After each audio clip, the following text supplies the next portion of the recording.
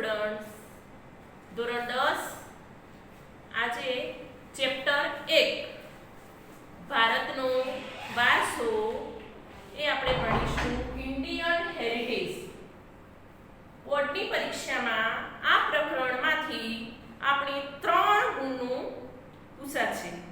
પહેલું જ આપણે ટાઇટલ સમજવું જરૂરી છે કે ભારતનો વારસો. વારસો એટલે શું તેની સમજૂતી આપણે મેળવી લઈએ કે વારસો એટલે સંસ્કૃતિની અનેકવિધ બાબતો, કે આપણી જે સંસ્કૃતિ હોય એને અનેક એટલે જુદી જુદી બાબતો પેઢી પોતાની અનુગામી પેઢીને આપે છે. પેઢી પોતાની અનુગામી પેઢીને આપે છે એ પછી પોતે શીખેલ કે મેળવેલ બાબતો તેમાં ઉમેરી વર્તમાન પેઢી પોતાની વર્તમાન પેઢી અનુગામી પેઢીને આપે છે. આમ પેઢી દર પેઢી જે કાંઈ આપણને મળે છે તેને વારસો કહેવાય. કે આમ પેઢી દર પેઢી કે પેઢીઓના પેઢીઓ સુધી આપણને જે કંઈ મળે છે તેને વારસો કહેવાય.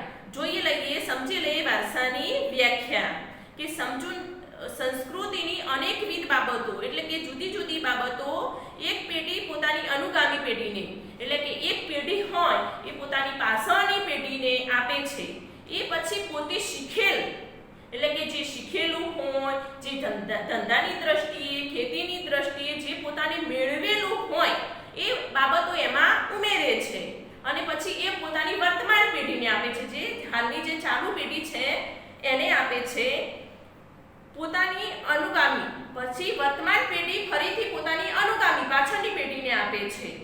આમ પેઢી દર પેઢી જે પ્રક્રિયા ચાલે છે તેને આપણે વારસો કહીએ.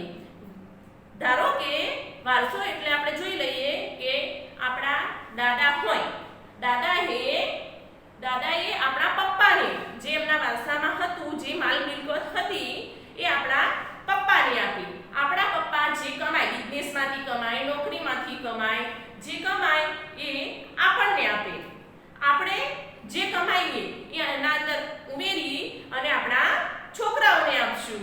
આ રીતે જે પેઢી દર પેઢી પેઢીઓના પેઢીઓ સુધી જે ચાલતી પ્રક્રિયા હોય તેને આપણે વારસો કહીશું.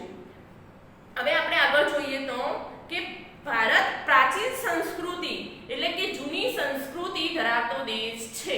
કે જે આપણો ભારત દેશ છે એમાં વર્ષો જૂની સંસ્કૃતિ એટલે સંસ્કૃતિ અને સમૃદ્ધિ ધરાવતો દેશ છે. આ સંસ્કૃતિના ભારતના વખાણ કરવા માટે કે આપણી જે સંસ્કૃતિ ભારતની સંસ્કૃતિ છે એના વખાણ કરવા માટે આપણો પ્રાચીન ગ્રંથ વિષ્ણુ પુરાણમાં આવું બહોળું નામ ભારત વર્ષ આપવામાં આવ્યું છે. કે સંસ્કૃતિના ભારતના વખાણ કરવા માટે જે વિષ્ણુ પુરાણ ગ્રંથ છે એ આપણો વિષ્ણુ પુરાણ ગ્રંથમાં તેને આપણા ભારતને ભારત વર્ષ નામ આપવામાં આવ્યું છે.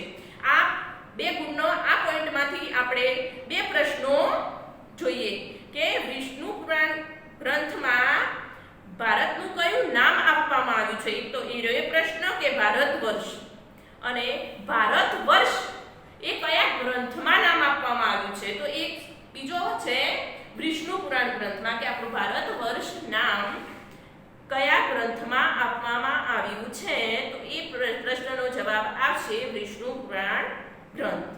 આગળ જોઈએ તો આમ સમુદ્રની ઉત્તરે અને હિમાલયની દક્ષિણે આવેલ સ્થળ એટલે કે ભારત વર્ષ. કે આમ ભારત વર્ષ એ આમ સમુદ્રની ઉત્તરે છે અને હિમાલયની દક્ષિણે આવેલ સ્થળ એટલે કે ભારત વર્ષ. આમ જેના સંતાનો ભારતીય છે તેમ કહેવાયું છે કે આ ભારત વર્ષના સંતાનો ભારતીય છે તેમ કહેવાયું છે. આપણા સાધુ સંતો, ઋષિ મુનિઓ, જ્યોતિષરો એ પણ જુદા જુદા નામ આપ્યા છે. કે આપણા સાધુ સંતો, ઋષિ મુનિઓ, જ્યોતિષરો એ પણ ભારતને જુદા જુદા નામ આપ્યા છે. જેવા કે ભારત વર્ષ, ભારતખંડ, જંબુદ્વીપ, આર્યાવત આવા જુદા જુદા નામ આપ્યા છે. આ શબ્દનો ઉપયોગ ભારતમાં શુભ કાર્ય પ્રારંભે લેવાતા સંકલ્પોમાં પણ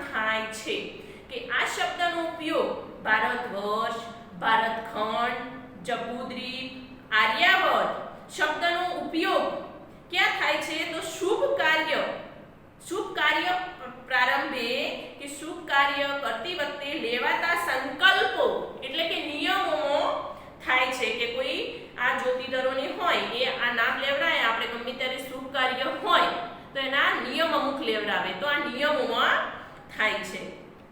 પૂર્વ, પશ્ચિમ, દક્ષિણ ત્રણ દિશાઓમાં સમુદ્ર અને ઉત્તર દિશામાં હિમાલયની ગિરિમાળા આવેલી છે.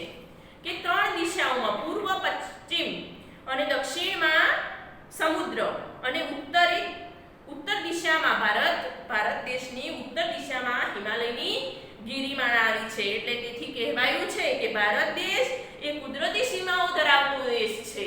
કુદરતી એટલે કે આ પૂર્વ, પશ્ચિમ અને દક્ષિણ ત્રણ દિશાઓમાં સમુદ્ર આવેલો છે અને ઉત્તર દિશામાં હિમાલય એટલે એ કુદરતી વસ્તુ છે કે સમુદ્ર એ કુદરતી વસ્તુ છે અને હિમાલય એ પણ કુદરતી વસ્તુ છે. એટલે કે કુદરતી સીમાઓ કે એની સીમાઓ છે ભારતની એ કુદરતી છે. એટલે એને કહેવામાં આવ્યું છે કે ભારત દેશ કુદરતી સીમાઓ ધરાવતો દેશ છે. તેમાંથી પણ એક પ્રશ્ન થાય કે ભારત દેશ કેવી સીમાઓ ધરાવતો દેશ છે તો આપણે લખી શકીએ કે કુદરતી સીમાઓ ધરાવતો દેશ છે. આપણા દેશની આગળ જોઈએ તો આપણા દેશની સમૃદ્ધિથી આકર્ષાઈને અને વિદેશી પ્રજાઓ વ્યાપાર કરવા માટે આવી ભારત. કે આપણા સંસ્કૃતિ અને સમૃદ્ધિથી કે આપણો દેશ સમૃદ્ધિની દ્રષ્ટિએ પહેલા નંબરે આવતો હતો પ્રાચીન સમયમાં. એ રીતે કે વિદેશી પ્રજાઓ આકર્ષાય કે જલન થયું વિદેશી પ્રજાઓને એટલે એ વ્યાપાર કરવા માટે ભારત આવી. કઈ આવી હતી? પોર્ટુગીઝો, ફિરંગીઓ, ડચ, ડેનિશ, ફ્રેન્ચો એ બધા અંગ્રેજો એ બધા ભારતની સંસ્કૃતિથી સમૃદ્ધિથી આકર્ષાઈને ભારત દેશમાં વ્યાપાર કરવા માટે આવી. સ્થાયી થઈને ભારતીય સંસ્કૃતિમાં ભળી ગઈ. કે આપણે જોઈએ છે કે ભારતના વારસામાં એ સ્થાયી થઈ ગઈ, વિદેશથી આપણા દેશમાં આવી અને ત્યાં સ્થાયી થઈ ગઈ અને વેપાર કરવા ચાલુ લાગી અને સંસ્કૃતિમાં આપણી ભારતની જે સંસ્કૃતિમાં હતી એ બધી ભળી ગઈ. આમ આગળ જોઈએ તો આદાન પ્રદાનની પ્રક્રિયા દ્વારા કે આદાન પ્રદાન એટલે વસ્તુ જે વિદેશી પ્રજા આવી હતી અને આપણે ભારતની પ્રજા વચ્ચે આદાન પ્રદાનની પ્રક્રિયા ચાલુ થઈ. આદાન પ્રદાનની પ્રક્રિયા દ્વારા દેશમાં અનેક પરિવર્તનો જોવા મળ્યા કે દેશમાં જુદા જુદા પરિવર્તનો જોવા મળ્યા અને એક પેઢીમાંથી બીજી પેઢીમાં આપણા વારસાનું હસ્તાંતરણ પરિવર્તન થયું. કે એક પેઢીથી બીજી પેઢીમાં જે વિદેશી પ્રજા આવી હતી આપણી ભારતની પ્રજા કે એક પેઢીમાંથી બીજી પેઢીમાં વારસાનું હસ્તાંતરણ એટલે કે પરિવર્તન થયું અને તેનો સાતત્યપૂર્ણ એટલે કે સારો એવો વિકાસ થયો કે ભારતનો કે વિદેશી પ્રજા આવી આપણા દેશમાં એટલે સંસ્કૃતિને આદાન પ્રદાનની પ્રક્રિયા થઈ ભારત દેશ અને બીજા વિદેશી પ્રજાઓ વચ્ચે. આમ ભારતનો કે વિદેશી પ્રજા આવી એમાંથી કંઈક જાણવા મળ્યું અને તેનો સાતત્યપૂર્ણ એટલે સારો એવો વિકાસ થયો. આગળ આપણે જોઈએ તો વારસો પતી ગયો. હવે આવશે ભારતનું સ્થાન અને વિસ્તાર. કે ભારતનું શું સ્થાન છે અને વિસ્તાર એ જોઈએ આપણે કે ભારત વિસ્તારની દ્રષ્ટિએ 7મા ક્રમે છે. કે ભારત વિસ્તારની દ્રષ્ટિએ 7મા ક્રમે છે. એના પહેલા જે 6 દેશો છે આપણો દેશ તો 7મા ક્રમે છે પણ 6 દેશો તેના પહેલા 6 દેશો કયા કયા છે તો એક રશિયા, કેનેડા, યુએસ, ચીન, બ્રાઝીલ, ઓસ્ટ્રેલિયા એ આપણા ભારત કરતા પહેલા 6 દેશો છે અને આપણો વિસ્તારની દ્રષ્ટિએ 7મો ક્રમ આવે છે. જનસંખ્યાની દ્રષ્ટિએ એટલે કે વ્યક્તિઓની દ્રષ્ટિએ બીજું સ્થાન ધરાવે છે કે લોકોની દ્રષ્ટિએ બીજું સ્થાન ધરાવે છે તો લોકોની દ્રષ્ટિએ પહેલું સ્થાન ધરાવતો દેશ ચીન છે. ભારતમાં ભૌગોલિક દ્રષ્ટિએ ઉત્તર ગોળાર્ધમાં આવેલો છે. ભારત પહેલું આપણે જોયું કે ભારત વિસ્તારની દ્રષ્ટિએ 7મા ક્રમે છે, જનસંખ્યાની દ્રષ્ટિએ બીજા ક્રમે છે, ત્રીજા નંબરે આવશે ભારત ભૌગોલિક દ્રષ્ટિએ ઉત્તર ગોળાર્ધમાં આવેલો છે કે તેની ભૌગોલિક જે દ્રષ્ટિ કહેવાય તે ઉત્તર ગોળાર્ધમાં આવેલો છે. એશિયા ખંડના દક્ષિણ ભાગમાં વિસ્તરેલો છે. ભારત દેશ એ એશિયા ખંડના, જે આપણો એશિયા ખંડ છે તેના દક્ષિણ ભાગમાં તે વિસ્તરેલો છે. આગળ જોઈએ તો તેની ઉત્તર દક્ષિણ લંબાઈ, સાંભળજો કે ઉત્તર દક્ષિણ લંબાઈ આ પરીક્ષામાં પૂછાઈ શકે કે ભારત દેશની ઉત્તર દક્ષિણ લંબાઈ અને પૂર્વ પશ્ચિમ કેટલી છે. તો એ સમજી લેજો કે ઉત્તર દક્ષિણ લંબાઈ 3214 કિલોમીટર છે, કે જે ઉત્તર દક્ષિણ લંબાઈ છે 3214 કિલોમીટર છે, જ્યારે પૂર્વ પશ્ચિમ 2933 છે. 2933 છે. આ બે પ્રશ્નો મોસ્ટ આઈએમપી છે કે ઉત્તર દક્ષિણ લંબાઈ અને પૂર્વ પશ્ચિમ. તો ઉત્તર દક્ષિણ લંબાઈ 3214 કિલોમીટર, પૂર્વ પશ્ચિમ 2933 છે. આગળ જોઈએ તો ભારતનો કુલ વિસ્તાર, કે જે વિસ્તાર છે ભારતનો એ કેટલામાં છે તો 32.8 લાખ ચોરસ કિલોમીટરમાં છે. કે ભારતનો કુલ વિસ્તાર કેટલામાં છે તો 32.8 લાખ ચોરસ કિલોમીટરમાં છે.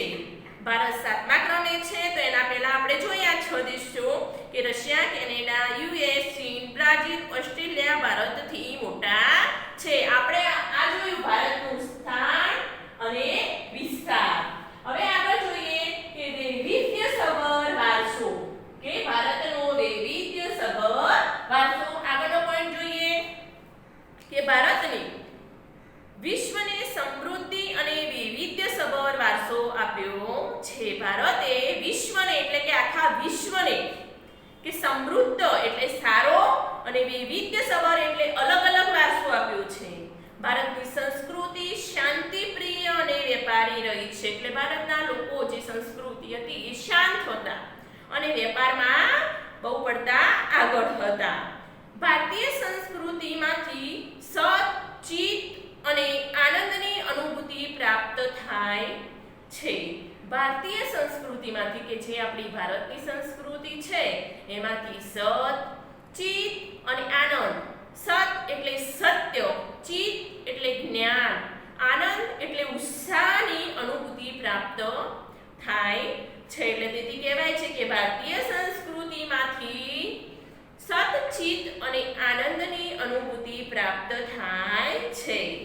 ભારતની સંસ્કૃતિનો વિકાસ, ભારતની સંસ્કૃતિનો વિકાસ સિંધુ અને રાવી નદીના કિનારે થયેલો જોવા મળે છે. કે ભારતની આ પ્રશ્ન પણ પૂછાઈ શકે પરીક્ષામાં કે ભારતનો વિકાસ કઈ નદીના કિનારે જોવા મળેલો છે. તો આપણે લખી શકીએ કે ભારતનો વિકાસ સિંધુ અને રાવી નદીના કિનારે થયેલો જોવા મળે છે. આ ઉપરાંત અહીં આવીને વસેલી જુદી જુદી સંસ્કૃતિના આદાન પ્રદાનથી ભારતીય સંસ્કૃતિ સમૃદ્ધ બની. મેં આગળ કહ્યું તેને કે જે અલગ અલગ પ્રજાઓ આવીને ભારત દેશમાં વસી એની સંસ્કૃતિના આદાન પ્રદાનની પ્રક્રિયાથી ભારત દેશની સંસ્કૃતિ વધારે સમૃદ્ધ બની. આગળ જોઈએ તો સિંધી ખૂણની સંસ્કૃતિના લોકોથી લઈ આજ દિવસ સુધીના લોકોએ ભારતને પોતાની બુદ્ધિ, શક્તિ, આવડત અને કૌશલ્યથી સમૃદ્ધ બનાવ્યું. કે જે સિંધી ખૂણની સંસ્કૃતિ એટલે કે જે જૂની સંસ્કૃતિ હતી, જૂની સંસ્કૃતિ તરીકે આપણે સિંધી ખૂણની સંસ્કૃતિ કહીએ છીએ. કે તેના લોકોથી, સિંધી ખૂણની સંસ્કૃતિના લોકોથી લઈ આજ દિવસ સુધીના કે અત્યાર સુધીના લોકો ભારતની બુદ્ધિ એટલે પોતાના બુદ્ધિથી, શક્તિ એટલે પોતાની શક્તિ વાપરીને અને આવડત એટલે પોતાની આવડતથી અને કૌશલ્યો એટલે કે જુદી જુદી કલાઓમાં, ધારો કે કોઈ હોય તો શિક્ષણમાં હોય, શિક્ષણ શાસ્ત્રી હોય, કલાકારો હોય, કારીગરો હોય, વૈજ્ઞાનિકો હોય, એવી જુદી જુદા કૌશલ્યો અપનાવીને કે ભારતની કૌશલ્યથી સમૃદ્ધ બનાવ્યું, કે ભારત દેશને સમૃદ્ધ બનાવ્યું છે. ભારતના ભવ્ય વારસાના ઘડતર માટે ઋષિમુનિઓ, કે આગળ જોજો એ ભારતના ભવ્ય વારસાના એટલે કે જે ભવ્ય વારસો છે તેના ઘડતર માટે કે તેના વિકાસ માટે ઋષિમુનિઓ, સંતો, વિદુષીઓ, વિદ્વાનો, કલાકારો, કારીગરો, વૈજ્ઞાનિકો, સંશોધકો, સાહિત્યકારો, શિક્ષણ શાસ્ત્રીઓ, ઇતિહાસકારો, સમાજ સુધારકોએ અગત્યનો ફાળો આપ્યો છે કે ભારતના ભવ્ય વારસાના ઘડતર માટે ઋષિ મુનિઓ છે, સંતો, વિદુષીઓ, સાહિત્યકારો, ઇતિહાસકારો, મનોવૈજ્ઞાનિકો, શિક્ષણ શાસ્ત્રીઓ પોતાના જુદા જુદા કૌશલ્યો, જુદી જુદી આવડત, બુદ્ધિથી ભારતના વિકાસમાં અગત્યનો ફાળો આપ્યો છે. આમાંથી પણ પ્રશ્ન પૂછાઈ શકે, ભારતના ભવ્ય વારસાના ઘડતર માટે કોને કોને ફાળો આપેલો છે? તો આપણે લખી શકીએ કે ઋષિ મુનિઓ, સંતો, વિદુષીઓ, ઇતિહાસકારો, મનોવૈજ્ઞાનિકો, શિક્ષણ શાસ્ત્રીઓ વગેરે જુદો જુદો ફાળો આપ્યો છે. આગળ જોઈએ તો કે ધર્મ, શાસન, શૈલી, ભાષા, કલા, ચિત્ર, બોલી, પહેરવેશ, રીત રિવાજો વગેરે ભારતને મળ્યા છે. કે આ જે સમાજ સુધારકો હતા, કે શિક્ષણ શાસ્ત્રીઓ અને મનોવૈજ્ઞાનિકો, કલાકારો હતા, એમાંથી આપણને કે ભારતને ધર્મ એટલે કે ધર્મશાસ્ત્રીઓમાંથી ધર્મ મળ્યો, શાસન, શૈલી, ભાષા, કલા, ચિત્ર, આપણી બોલી, પહેરવેશ, રીત રિવાજો વગેરે ભારતને મળ્યા છે. આગળ જોઈએ, ભારતમાં ભાતીગળ સંસ્કૃતિનું નિર્માણ થયું. કે આ વારસામાંથી કે વિદેશીઓ આપણા દેશમાં આવ્યા, એમાંથી વારસો જોયો. પછી ભારતમાં ભાતીગળ એટલે જુદી જુદી સંસ્કૃતિનું નિર્માણ થયું. હવે આપણે આગળનો પોઈન્ટ જોઈશું, સંસ્કૃતિ કે સંસ્કૃતિનો અર્થ. કે સંસ્કૃતિ એટલે જીવન જીવવાની રીત, ધ વે ઓફ લાઈફ. કે સંસ્કૃતિ એટલે જીવન જીવવાની રીત, ધ વે ઓફ લાઈફ.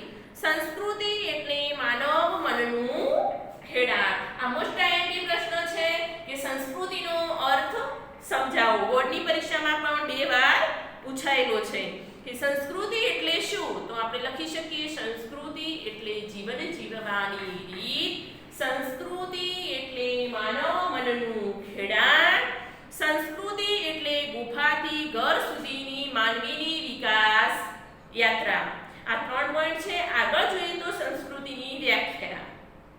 કે સંસ્કૃતિ એટલે શું? માનવ સમાજની ટેવો, મૂલ્યો, આચાર વિચાર, ધાર્મિક પરંપરાઓ, રહેણી કહેણી અને જીવનને ઉચ્ચતમ ધ્યેય સુધી લઈ જતા આદર્શોનો સરવાળો એટલે સંસ્કૃતિ. ફરીથી સમજીએ, માનવ સમાજની ટેવો કે માનવીની ટેવો, મૂલ્યો, પોતાના આચાર વિચારો, ધાર્મિક પરંપરાઓ, આપણી રહેણી કહેણી અને જીવનને, કે આ બધું ભેગું થઈ અને આપણા જીવનને ઉચ્ચતમ ધ્યેય કે આપણા ધ્યેય સુધી લઈ જતા આદર્શોનો સરવાળો. આ છે સંસ્કૃતિ. આર્ય સંસ્કૃતિની વ્યાખ્યા રશિયન શાસ્ત્રી બી મેલિનોવસ્કીએ આપી છે. આગળ જોઈએ તો વારસો. વારસો ડીપમાં જોઈએ. પહેલા આપણે ખાલી સમજૂતી મેળવી, હવે વારસાના મુખ્ય 2 ભાગ છે. કેટલા છે? વારસાના મુખ્ય 2 ભાગ પડે છે. એક પ્રાકૃતિક વારસો અને બીજો છે સાંસ્કૃતિક વારસો. પ્રાકૃતિક વારસો એટલે કે કુદરત તરફથી મળેલો વારસો, કે કુદરતી વારસો, કે નદીઓ છે, ભૂમિ દ્રશ્યો છે, વનસ્પતિ જીવન, વન્ય જીવન, એ બધા કુદરતી વારસો, કે એ જે આપણે મળ્યું હોય એ કુદરતી વારસો છે. પ્રાકૃતિક વારસો એના કુદરતી વારસો કે એના ભૂમિ દ્રશ્યો, નદીઓ, વનસ્પતિ જીવન, વન્ય જીવન જે કુદરત તરફથી આપણને મળેલું હોય એને પ્રાકૃતિક વારસો કહેવાય. સાંસ્કૃતિક વારસો જોઈએ તો કે માનવ સર્જિત વારસો, કે માનવે આપણને જે કંઈ આપ્યું છે, આપણે જોયું કે પેઢી દર પેઢી આપણને જે મળતું રહ્યું માનવ તરફથી મળ્યું એ આપણે સાંસ્કૃતિક એટલે માનવ સર્જિત વારસો છે. હવે આગળ જોઈએ તો પહેલો જોઈએ પ્રાકૃતિક વારસો. પ્રાકૃતિક વારસો એટલે પ્રકૃતિ, પર્યાવરણ અને માનવ જીવનની વચ્ચેના નિકટમ સંબંધોનું પરિણામ એટલે પ્રાકૃતિક વારસો. પ્રાકૃતિક વારસો જોઈએ કે પ્રકૃતિ એટલે કે જે આપણી કુદરતી પ્રકૃતિ છે, પર્યાવરણ આપણું પર્યાવરણ અને માનવ જીવનની વચ્ચે પ્રકૃતિ અને પર્યાવરણ અને આપણી માનવ જીવનની વચ્ચેના નિકટ સંબંધોનું કે જે વચ્ચેનો જે સંબંધ હોય એનું પરિણામ કે જે પરિણામ મળતું હોય એને આપણે પ્રાકૃતિક વારસો કહીએ. પ્રાકૃતિક વારસો કુદરતની ભેટ છે કે જે પ્રાકૃતિક વારસો છે એ કુદરતની ભેટ છે. ભારતનો પ્રાકૃતિક વારસો વિશિષ્ટ અને વૈવિધ્યસભર છે કે વિશિષ્ટ છે કે અલગ પડતો વૈવિધ્યસભર એટલે જુદો જુદો છે. જેમાં આપણે પર્વતો કે પ્રાકૃતિક વારસામાં શાનો સમાવેશ થાય છે કે જે આ પ્રાકૃતિક વારસો છે એમાં શાનો સમાવેશ થાય છે એ જોઈએ. જેમાં પર્વતો, નદીઓ, ઝરણા, સાગરો, લાંબા દરિયા કિનારા, મેદાનો, ખીણ પ્રદેશો, રણ તથા વૃક્ષો, વનસ્પતિ, જીવજંતુઓ, ઋતુઓ, પશુ પક્ષી, પ્રાણીઓ, ભૂમિદ્રશ્યો, ખડકો, ખનિજોનો સમાવેશ થાય છે કે આપણે આ જે જોયા એ પ્રાકૃતિક વારસામાં સમાવેશ થાય છે. આપણે સૌ પ્રકૃતિના સંતાન છીએ. પ્રકૃતિનો આહાર, પાણી, હવા, નિવાસ માટે સુંદર વ્યવસ્થા કરી છે કે કહ્યું છે કે આપણે સૌ પ્રકૃતિના એટલે કે ભગવાનના કુદરતના સંતાન છીએ. પ્રકૃતિએ એટલે કે કુદરતે આપણા માટે આહાર, પાણી, હવા, નિવાસ એટલે રહેઠાણ માટે સુંદર વ્યવસ્થા કરી છે કે ભગવાને સુંદર વ્યવસ્થા કરી આપી છે. પ્રકૃતિ સાથેનો આપણો વ્યવહાર શ્રદ્ધાપૂર્વક હોવાનો મનાય છે કે ઉદાહરણ તરીકે જોઈએ તો પંચતંત્રની વાર્તાઓ અને બૌદ્ધ ધર્મની જાતક કથાઓમાંથી મળેલો છે કે પ્રકૃતિ સાથેનો આપણો વ્યવહાર કેવો હોવો જોઈએ? શ્રદ્ધાપૂર્વક હોવો જોઈએ. ધારો કે પાણી છે તો પાણી આપણે જોઈતું એટલું જ ઉપયોગમાં લેવું જોઈએ. એ વધારાનું ઝાડ છે તો ઝાડને વગર જોઈતા કાપવા ન જોઈએ. એટલે શ્રદ્ધાપૂર્વક આપણો વ્યવહાર પ્રકૃતિ સાથેનો હોવો જોઈએ. એ રીતે પંચતંત્રની વાર્તાઓ કે જે પંચતંત્રની વાર્તાઓ છે અને બૌદ્ધ ધર્મની જાતક કથાઓમાંથી મળેલ છે. આપણા લોકસંગીત અને શાસ્ત્રીય સંગીતમાં પણ ઋતુઓ અને પ્રકૃતિ સાથેનો સંબંધ છે કે આપણા લોકસંગીતમાં અને શાસ્ત્રીય સંગીતમાં કે આ જે બે સંગીતો છે કે એક લોકસંગીત અને એક શાસ્ત્રીય સંગીતમાં પણ ઋતુઓ અને પ્રકૃતિ સાથેનો સંબંધ છે. ગીતો, તહેવારો, કવિતાઓ, ચિત્રોમાં પ્રકૃતિ અને ઋતુચક્રનું નિરૂપણ જોવા મળે છે. ગીતો, તહેવારો, કવિતાઓ અને ચિત્રોમાં પણ પ્રકૃતિ અને ઋતુચક્રનું નિરૂપણ જોવા મળે છે. નિસર્ગોપચાર આયુર્વેદિક પુનાની ચિકિત્સા પદ્ધતિ પ્રકૃતિ પર આધારિત છે કે આ પ્રશ્ન પૂછાઈ શકે બોર્ડમાં કે ચિકિત્સા પદ્ધતિ પ્રકૃતિની ચિકિત્સા પદ્ધતિ કઈ છે? તો નિસર્ગોપચાર આયુર્વેદિક પુનાની ચિકિત્સા પદ્ધતિ આ પ્રકૃતિ પર આધાર છે કે પ્રકૃતિમાંથી એટલે કે આયુર્વેદિક આપણે આયુર્વેદિક દવાઓ બનાવીએ તો એ પણ આ પ્રકૃતિમાંથી આપણે બનાવીએ છીએ. પ્રાકૃતિક વારસામાં પ્રકૃતિની બધી બાબતોનો સમાવેશ થાય છે. તેમાંથી આપણે અમુક નીચે પ્રમાણે વિગતે જોઈશું કે આ જે પ્રાકૃતિક વારસો છે એમાં ઘણી બધી મેં આગળ કહ્યું એમ કે નદીઓ છે, ઝરણા, સાગરો, લાંબા દરિયા કિનારા, ભૂમિ દ્રશ્યો, પ્રાણીઓ, પક્ષીઓ એ ઘણા બધાનો ખડકો ઘણા બધાનો સમાવેશ થાય છે. પણ એમાંથી અમુક વસ્તુ એ આપણે પ્રાકૃતિક વારસામાં એટલે કે નીચે જોઈશું જેવા કે ભૂમિ દ્રશ્યો, નદીઓ, વનસ્પતિ જીવન અને વન્ય જીવન. પહેલો પોઈન્ટ જોઈએ તો કે ભૂમિ દ્રશ્યો. એ ભૂમિ દ્રશ્યો આકારોને લીધે ભૂમિ દ્રશ્યો તૈયાર થાય જેમ કે હિમાલય પર્વત. એ ભૂમિ આકારોને લીધે એ ભૂમિના જે આકારો હોય આપણે ભૂમિ એટલે જમીનના જે આકારો હોય એના લીધે ભૂમિ દ્રશ્યો તૈયાર થાય છે. ભારતની ઉત્તર દિશામાં હિમાલયની મોટી ગિરિમાળા આવેલી છે. ભારતની ઉત્તર દિશામાં એટલે કે આપણો ભારત દેશ છે એની ઉત્તર દિશામાં મોટી હિમાલયની ગિરિમાળા આવેલી છે જેની અંદર અમુક યાત્રાધામો કે જે હિમાલય છે આપણે કે લોકો 4 ધામની યાત્રાએ જાય છે તો હિમાલય સાઈડ જાય છે તો એમાં યાત્રાધામો આવેલા છે જેવા કે અમરનાથ, બદ્રીનાથ, કેદારનાથ જેવા હિમાલયની ગિરિમાળામાં યાત્રાધામો આવેલા છે, જંગલો મળી આવ્યા છે, પશુ પક્ષીનું રહેઠાણ કે આ જે હિમાલયની ગિરિમાળા છે તેમાં યાત્રાધામો પણ આવેલા છે, જંગલો પણ મળી આવેલા છે અને પશુ પક્ષીઓનું રહેઠાણ પણ મળી આવેલું છે. નંદાદેવી જેવા શિખરો પણ છે કે જો હિમાલયની ગિરિમાળા છે એ ભૂમિ દ્રશ્યો યો નંદાદેવી જેવા શિખરો પણ છે.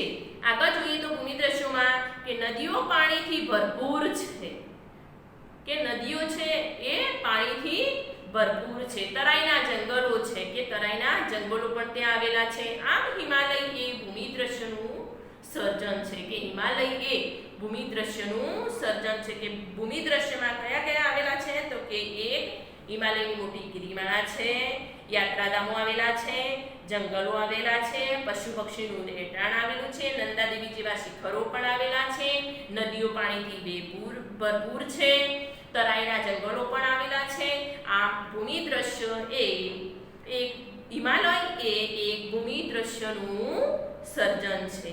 આગળનો પોઈન્ટ જોઈએ તો ભૂમિ દ્રશ્યો ત્યાર પછી નદીઓ કે નદીઓને લોકમાતા કહેવાય છે, કે આપણે સંસ્કૃતિમાં નદીઓ જે છે નદીઓને લોકમાતા કહેવાય છે. તેથી જ ભારતીય સંસ્કૃતિ સિંધુ અને રાવી નદીના કિનારે તેનો વિકાસ થયો છે. આપણે જોયું આગળ કે ભારતીય સંસ્કૃતિનો વિકાસ કઈ નદીના કિનારે થયેલો છે તો સિંધુ અને રાવી નદીના કિનારે. એટલે અહીંયા છે કે તેથી જ ભારતીય સંસ્કૃતિ એ સિંધુ અને રાવી નદીના કિનારે વિકાસ પામી છે. સિંધુ, ગંગા, યમુના, સરસ્વતી, નર્મદા, ગોદાવરી બધી જ નદીઓએ લોકજીવનમાં ગાઢ અસરો ઉપજાવી છે. કે આ જે બધી નદીઓ છે એ લોકજીવનમાં કે ઘણી બધી ગાઢ અસરો આપણને જોવા મળે છે. કે જોઈએ તો પીવાનું પાણી, વપરાશનું પાણી, કે ખેતી માટે સિંચાઈ, વીજળી ઉત્પન્ન કરવા, ખેતી, જળમાર્ગ જેવી મહત્વની જરૂરિયાતો સંતોષવા નદીઓનું સ્થાન અગ્રીમ છે. કે આ નદીઓ છે કે નદીઓનું સ્થાન અગ્રીમ છે. કે કઈ રીતે આપણને નદીઓ ઉપયોગમાં આવે છે કે તો આપણે પીવાનું પાણી, વપરાશનું પાણી, સિંચાઈ, વીજળી ઉત્પન્ન કરવા, ખેતી માટે, જળમાર્ગ કે જળમાર્ગ એક દેશમાંથી બીજા દેશમાં જવું હોય તેના માટે જળમાર્ગ પણ ઉત્પન્ન છે. આવી મહત્વની જરૂરિયાતો માનવીને સંતોષાઈ છે નદીઓથી. નદી કિનારાની માટીમાંથી માટીના વાસણો, મકાન બાંધવા, લીંપણ તથા ઉદ્યોગોના વિકાસ માટે માનવે નદીના પાણી પર આધારિત રહેવું પડે છે. કે જે નદી કિનારાની માટી છે આ માટીના વાસણો કે અમુક માટીના વાસણો પણ બની શકે. પછી મકાન બાંધવા માટે આપણે નદી કિનારાની માટી લાવવી પડે. પછી લીંપણ પછી તથા ઉદ્યોગોના વિકાસ કે અમુક ઉદ્યોગો નદી કિનારે પણ વિકસેલા જોવા મળે છે. માટે નદીના પાણી પર આધારિત કે આ જે છે એ નદીના પાણી પર આધારિત રહેવું પડે છે. આગળ જોઈએ તો નદી કિનારાના વિવિધ ભૂમિ દ્રશ્યો દ્વારા ભરપૂર સૌંદર્ય, કલાસુર, કૌશલ્યનો વિકાસ પ્રકૃતિમાંથી મળ્યો છે. કે નદી કિનારાના વિવિધ ભૂમિ દ્રશ્યો કે નદી કિનારે અમુક ભૂમિ દ્રશ્યો આપણે જોયા કે ભૂમિ દ્રશ્યો એ પણ નદી કિનારે અમુક જોવા મળે છે. ભરપૂર સૌંદર્ય કે સૌંદર્ય આપણે નદી કિનારે જઈએ તો સૌંદર્ય પણ જોવા મળે છે. કલાસૂઝ કે કલા પણ જોવા મળે છે. અને કૌશલ્યનો વિકાસ પણ પ્રકૃતિમાંથી થયેલો જોવા મળે છે. તેથી નદીને લોકમાતાનું બહુમાન આપ્યું છે. કે આપણા ભારત દેશમાં નદીને લોકમાતાનું બહુમાન આપ્યું છે. હવે આપણે આગળનો પોઈન્ટ જોઈએ તો વનસ્પતિ જીવન કે એક પ્રાકૃતિક કુદરતીમાં પણ એક વનસ્પતિ જીવન આપણે મહત્વનો ફાળો આપે છે. જોઈએ આગળ કે વનસ્પતિ જીવન સામાજિક અને ધાર્મિક જીવન પર વનસ્પતિનો પ્રભાવ છે. કે સામાજિક દ્રષ્ટિએ જોઈએ કે આપણે ધાર્મિક જીવનમાં જોઈએ તો વનસ્પતિનો પ્રભાવ છે. ભારતની પ્રજા આદિ સમયથી પર્યાવરણ પ્રેમી છે. કે ભારતની પ્રજા છે આદિ સમયથી કે આદિમાનવથી પર્યાવરણ પ્રેમી કે જે આદિમાનવો હતા એ જંગલમાં રહેતા એટલે કે પર્યાવરણ પ્રેમી છે. તેની સાક્ષી વૃક્ષ પ્રત્યેનો પ્રેમ અને પુષ્પ પ્રેમ પૂરે છે કે વૃક્ષ પ્રત્યેનો પ્રેમ અને પુષ્પ એટલે કે ફૂલોનો પ્રેમ જે પૂરે છે. ભારતમાં વડ, પીપળો, તુલસીનું પૂજન થાય છે કે આ વૃક્ષ પ્રેમ દર્શાવ્યો છે કે એમાં ભારતમાં વડની પૂજા થાય છે, પીપળો તો કે પીપળાની પૂજા પણ થાય છે, તુલસી તો તુલસીની પૂજા પણ આપણે કરીએ છીએ. વડ સાવિત્રીના વ્રતમાં વડની પૂજા થાય છે કે સ્ત્રીઓ જે વડ સાવિત્રીનું વ્રત કરતી હોય છે એમાં વડની પૂજા થાય છે. માણસ પશુ પક્ષી પ્રાણીના આહાર માટે વનસ્પતિ પર આધાર રાખે છે કે માણસ છે એ પશુ પક્ષી ના અને પ્રાણીના આહાર માટે એટલે પોતાના ખોરાક માટે કે વનસ્પતિ એટલે કે આપણે વનસ્પતિ હોય તો વનસ્પતિ કાપી અને આપણે પશુ પક્ષીને કે આપણા પ્રાણીઓને નાખી શકીએ. એટલે કે માણસ પશુ પક્ષી અને પ્રાણીઓના આહાર ખોરાક માટે વનસ્પતિ પર આધાર રાખે છે કે એને વનસ્પતિ પર આધાર રાખવો પડે છે. આગળ જોઈએ તો અનાજ, કઠોળ, તેલબિયાના છોડ, ધન ધાન્યથી ભરેલો ખેતરો, વનથી ભરેલા જંગલો, ઔષધિ માટેના છોડવાઓ પ્રાચીન કાળથી જીવનને સમૃદ્ધ બનાવ્યું છે કે અનાજ છે એ એક પ્રકારનું વનસ્પતિમાંથી થાય. કઠોળ, તેલબિયાના છોડ, ધાન્ય એટલે કે ધાન્ય એટલે કે અનાજથી ભરેલા ખેતરો, વનથી ભરેલા જંગલો કે વન છે એ જંગલો, ઔષધિ કે વનસ્પતિમાંથી અમુક ઔષધિ આપણને કે દવા માટે મળે છે. એ પ્રાચીન કાળથી જીવનને સમૃદ્ધ બનાવ્યું છે કે આપણા ભારતને સમૃદ્ધ બનાવ્યું છે. ઔષધિમાં હરડે, આમળા, બેહડા, કુંવરપાઠું, અરડુસી, લીમડો વગેરે છે. ઔષધિમાં જોઈએ વનસ્પતિમાં તો કે હરડે, આમળા, બેહડા, કુંવરપાઠું, અરડુસી, લીમડો. હાલના પરિસ્થિતિમાં આપણે જોઈએ કે કોરોનાની પરિસ્થિતિમાં આપણે વનસ્પતિના ઉકાળા કરીને પીવા એ રીતે આપણે અરડુસી છે, હરડે છે, પછી આંબળા, કુંવરપાઠું એ જે ઉકાળા કરીને આપણે પીએ છીએ અરડુસી, આદુ એ ઔષધિમાં વનસ્પતિમાં વપરાય છે. ફૂલોમાં જોઈએ તો કે મોગરો કે ફૂલો એક ધાર્મિક જીવન પર બહુ જ અસર પાડે છે કે આપણે જે ધાર્મિક જીવન એટલે મંદિરમાં ધર્મની દ્રષ્ટિએ મંદિરમાં આપણે જઈએ તો ફૂલ લેતા જઈએ ભગવાનને ચડાવવા માટે. એ રીતે ફૂલોમાં મોગરો, ગુલાબ, કમળ, ડમરો, સૂરજમુખી, ચંપો, નિશાગંધા, જુઈ વગેરે પુષ્પોએ માનવ જીવનને સુંદર બનાવ્યું છે કે આવા બધા પુષ્પોએ માનવ જીવનને સુંદર બનાવ્યું છે. આગળનો પોઈન્ટ જોઈએ તો આપણે વન્યજીવન એટલે જંગલો કે એક આ પ્રાકૃતિક વારસામાં એક વન્યજીવન પણ મેઇન પોઈન્ટ ગણાય છે કે આપણી પ્રજા પર્યાવરણની સાથે સાથે પ્રકૃતિ પ્રેમી છે કે તેને પ્રકૃતિ એટલે કે સારું સૌંદર્ય કે હરવા ફરવાની મજા આવે જેવા કે વાઘ, સિંહ, હાથી, કેડા, સાબર, સસલા, અજગર, સાપ જેવા અનેક જીવો જોવા મળે છે કે વન્ય જીવનમાં વાઘ, સિંહ, હાથી પ્રાણીઓ, સાબર, સસલા, અજગર, સાપ જેવા અનેક જીવો જોવા મળે છે. વિશ્વમાં એશિયાઈ સિંહો આપણા ગુજરાતના ગીરના જંગલમાં જ જોવા મળે છે કે આખું વિશ્વ છે એમાં એશિયાઈ સિંહો કે જે સિંહો છે એ આપણા ગુજરાતના ફક્ત એક જ ગીરના જંગલમાં જ જોવા મળે છે. કેટલાક વન્યજીવોને વાઘ, મોર, મગર, ગરુડ વગેરેને દેવીઓના વાહન તરીકે સ્થાન આપ્યું છે કે જે આપણે દેવી દેવતાઓ છે તો એમાં જુદા જુદા પ્રાણીઓનું અને પક્ષીઓને સ્થાન આપવામાં આવ્યું છે. આપણી રાષ્ટ્ર મુદ્રામાં પણ 4 સિંહની આકૃતિ મૂકીને તેનું મૂલ્ય આંક્યું છે કે જે આપણી રાષ્ટ્ર મુદ્રા છે રાષ્ટ્ર મુદ્રામાં પણ 4 સિંહની આકૃતિ મૂકીને તેનું મૂલ્ય એટલે કે તેનું પરિણામ આંક્યું છે. વન્યજીવોની રક્ષા માટે અભયારણ્યો બનાવવામાં આવે છે કે વન્યજીવોની રક્ષા કે આ પ્રાણીઓની અને પક્ષીઓની રક્ષા થાય, પોતાનું રક્ષણ થાય એના માટે અભયારણ્યો બનાવવામાં આવ્યા છે અને કાયદા પણ તે અભયારણ્યોને અમુક કાયદા પણ ઘડવામાં આવ્યા છે. ચલો તો વિદ્યાર્થી મિત્રો આપણે આગળનો પોઈન્ટ કાલે જોઈશું. Thank you.